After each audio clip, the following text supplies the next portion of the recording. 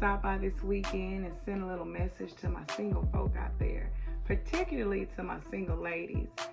Guys, you're free to weigh in and listen in. This is not particularly gender discrimination message at all. This could also maybe apply to you guys who are out there on these online dating platforms also.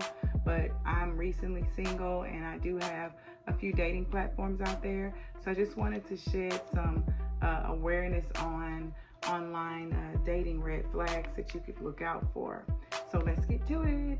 Okay, rule number 1, no profile picture.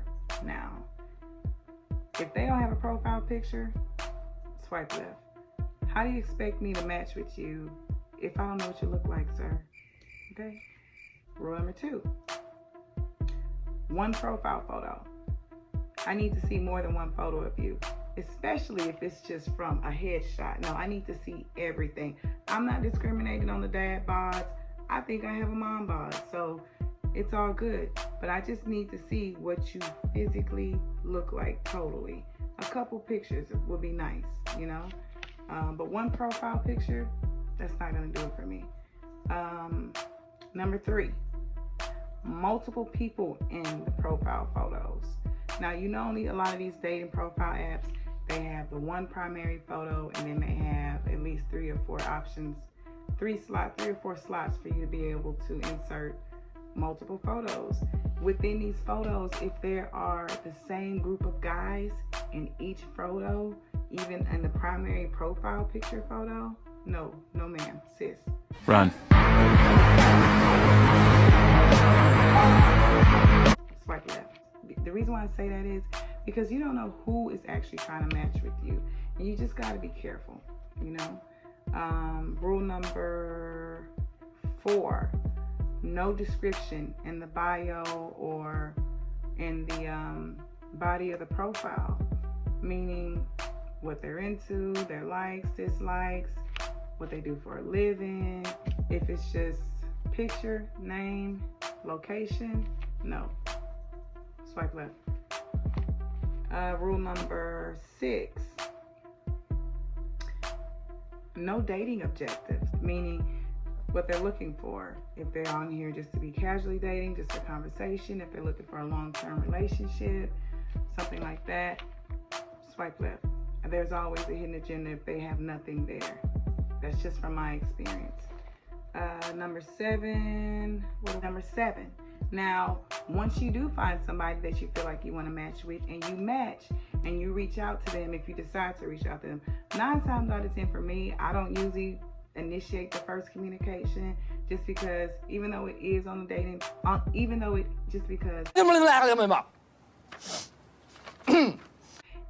is on an online dating platform, I'm still old school.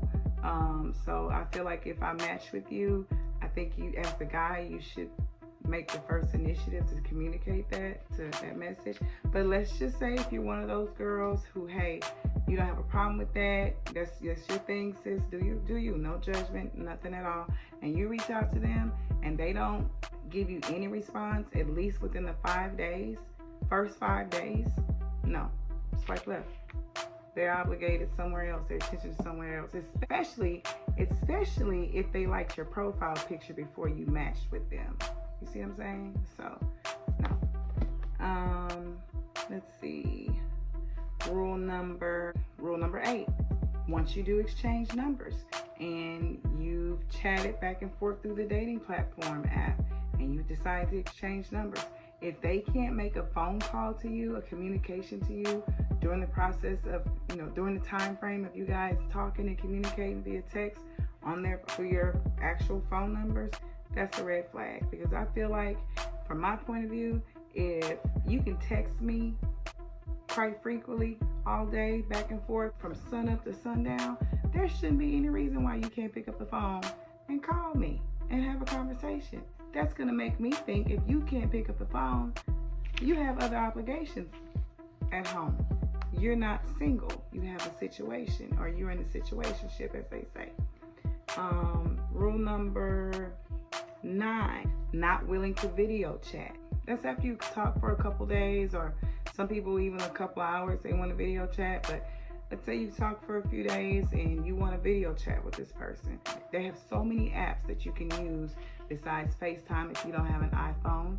They have Google Meets that you can download for Android. It used to be Duo, I think.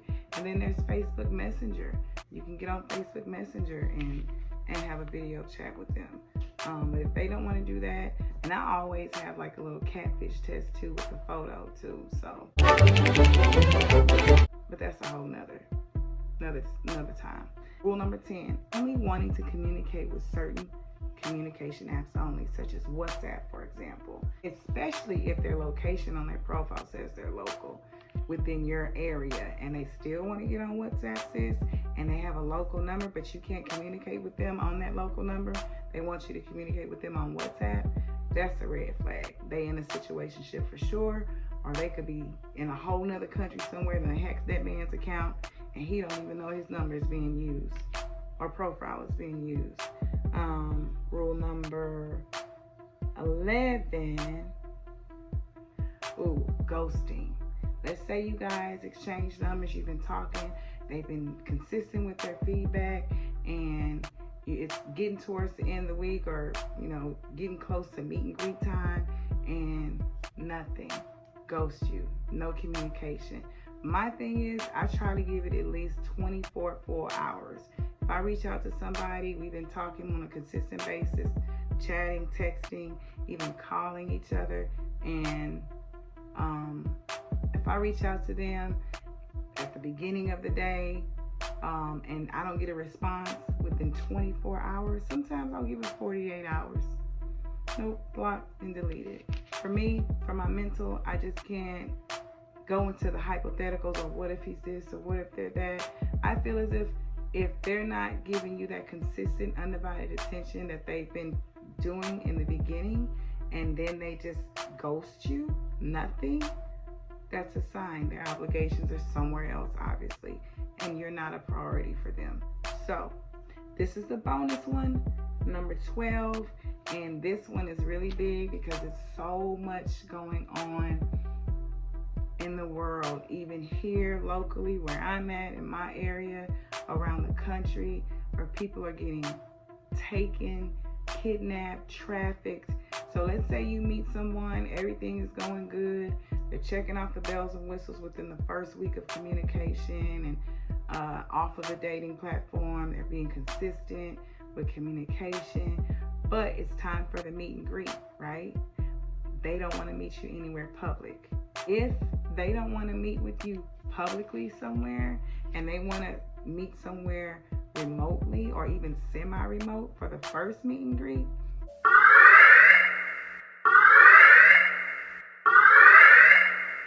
that's a red flag. That's too dangerous, especially for the first meet and greet. If you feel comfortable, you feel like if you're not getting any bad vibes and this person is saying, hey, I'm a good person and I don't have any ill intentions, you're going to be safe with me, and they're insisting on meeting at like a semi-remote or remote area to meet and greet, ask for a photo ID, ask for a picture ID. Because a lot of times if a guy has true intentions, from my experience, they're going to ask you, where do you feel comfortable meeting? Wherever you want to meet is fine with me. They're going to be open to that public interaction with you. So if they, by all means, suggest to meet, even if they try to come to your house or they try to invite you to their house on the first meet and greet, no ma'am, run, go the other way. It's just unsafe. It's just not worth it.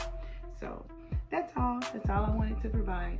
I hope you guys enjoyed this little message. I do pray that you guys were able to receive it, those who were able to tune in and listen in. Let me know what you think. Put some feedback in the comments for me. Till next time, have a good week, guys, and be safe out there. Bye-bye.